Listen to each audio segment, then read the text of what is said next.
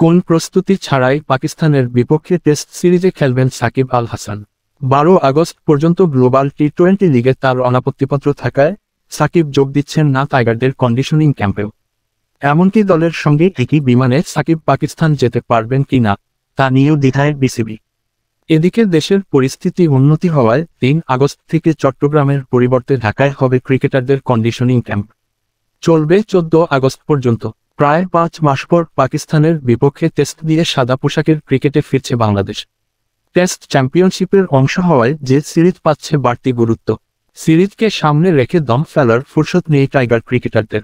চট্টগ্রামের প্রস্তুতি ম্যাচ তো আছেই, টেস্ট দলের সদস্য জয়দীপুর সাদমানরা 4 দিনের ম্যাচ খেলেছে তাসমানিয়া পারে। তবে ব্যতিক্রম সাকিব। যুক্তরাষ্ট্রের টি-20 franchise tournament major league cricket শেষ করে সাকিব এখন খেলছেন কানাডার গ্লোবাল টি-20 লিগে। বাংলাদেশের সবার এনওসি 8 আগস্ট পর্যন্ত থাকলেও সাকিব অনাপত্তিপত্র পেয়েছেন 12 তারিখ পর্যন্ত। অর্থাৎ কোন প্রস্তুতি ম্যাচ ছাড়াই টেস্ট সিরিজ খেলতে নামবেন টাইগার অলরাউন্ডার। এখানেই শেষ নয়।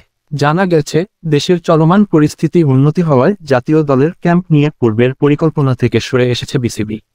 সোমবার 29 জুলাই থেকে শুরু হওয়া লাল ও সবুজ দলের 3 দিনের ম্যাচ শেষে বাকি কন্ডিশনিং ক্যাম্প সাগরিকার পরিবর্তে হবে হোম অব ক্রিকেটে, যা শুরু হবে 3 আগস্ট থেকে। তবে সেই ক্যাম্পে থাকছেন না সাকিব আল হাসান। ব্যাটিংয়ে ভুগছেন দীর্ঘদিন। চোখের সমস্যার জন্য তার হেড পজিশন নিয়েও আছে অস্বস্তি। সব মিলিয়ে কোন প্রস্তুতি না নিয়ে টেস্টের জন্য সাকিব কতটা প্রস্তুত উঠেছে সেই প্রশ্ন এখানেই শেষ নয়।